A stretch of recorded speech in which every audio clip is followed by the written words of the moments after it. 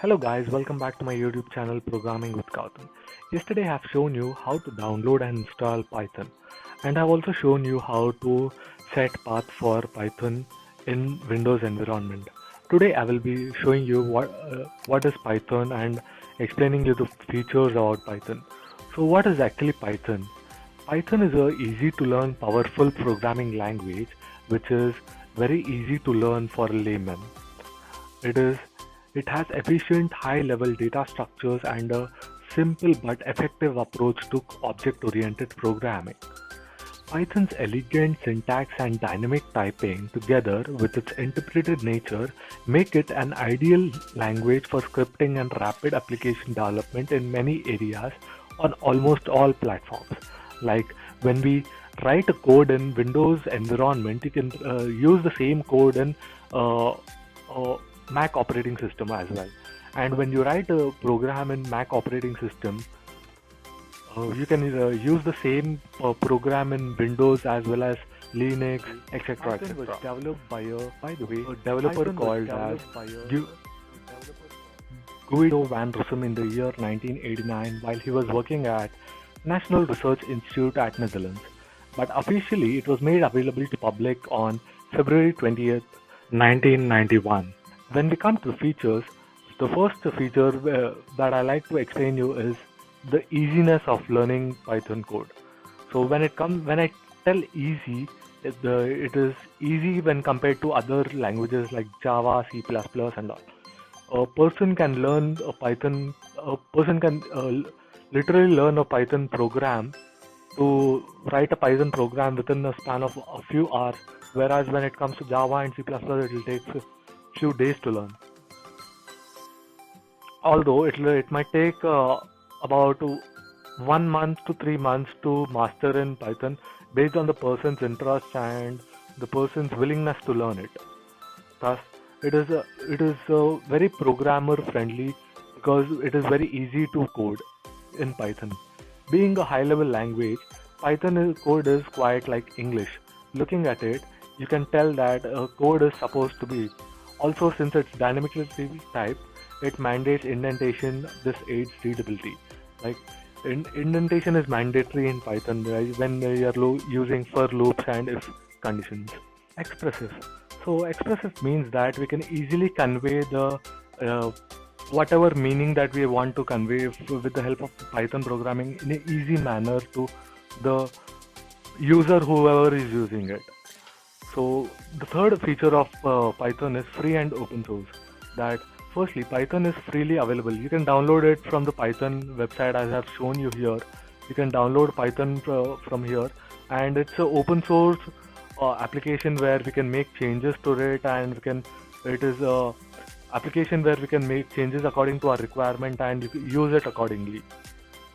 So Python is the fourth feature is high level.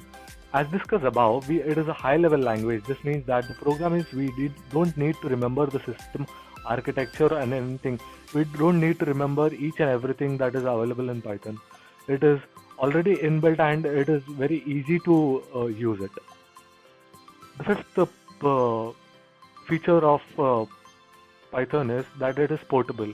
Like when I tell portable, like if I write a program in Windows environment, I can use the same code in Mac operating system. I need not make any changes to the program. Similarly, when I write in Mac, I can use the same code in Windows or Linux or any other operating system as well. So this makes it portable. Interpreted means if you are familiar with languages like C++ and Java, you must first compile the code and then it will generate byte code and then we have to run it. Like when it comes to Python, we need not compile the code. We can directly run it and there is no need to compile the program here. So the source code in the Python, what it does is when we write the code, it automatically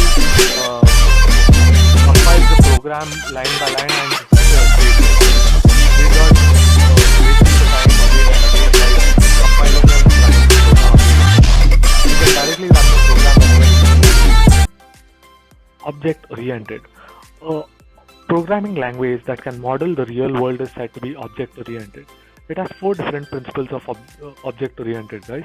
There are abstraction, encapsulation, inheritance, and polymorphism.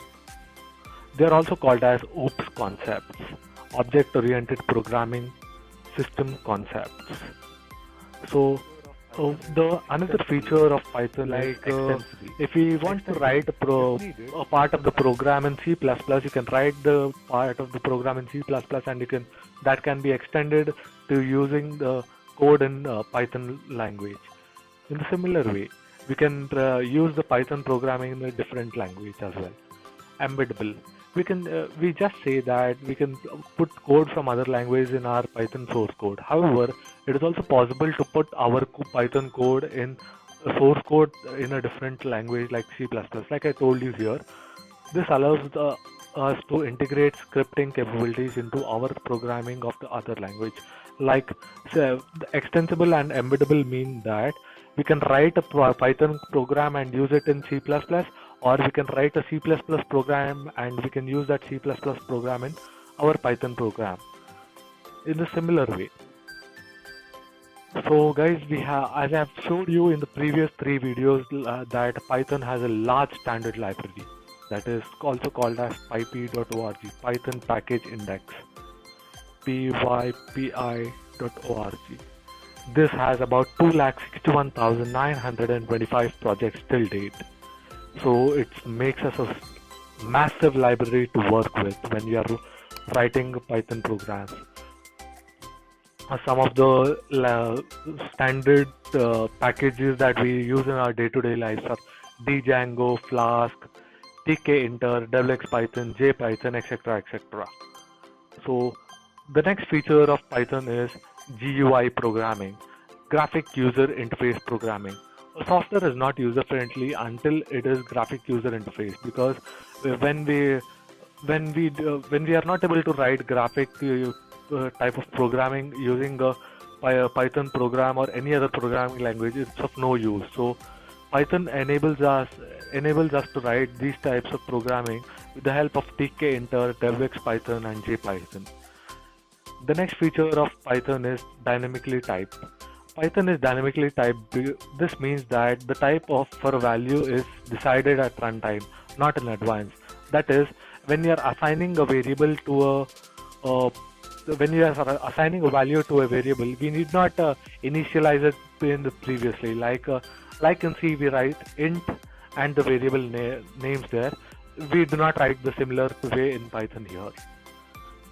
Why you should learn Python? Because it is very easy to learn and it's a powerful programming language. You should learn Python, guys. Now I will show you how to work with a simple Python program, Hello World Python program today. For that, I am using the basic default IDLE programming environment that is by default installed when we install Python. So, and just search for IDLE and open it.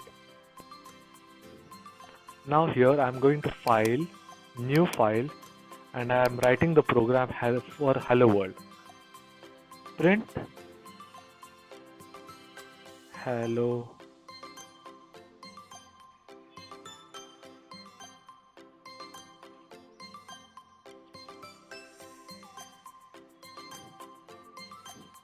Now, before running, I need to save this program. File, Save As, Save in Python programs. I'm saving it as Hello World. You can write any name, guys. You can put a demo 1 or a demo 2 or anything.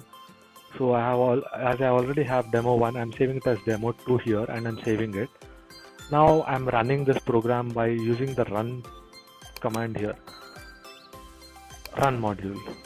As you can see, guys, we have written the Hello World program, which can be written in other programming languages in about 4 to 5 lines. The same can be written in Python in a single line. Now I'm taking a new Python file and I'm writing a Python program to show you how to add 2 numbers. I'm taking a new file. I'm assigning values to it. As I've told you, a feature of Python that we need not initialize the variables like int x is equal to and so on. I'm directly writing x is equal to 10, enter, y is equal to 20.5, 2.5 or 20.5, whatever is like. Now I'm printing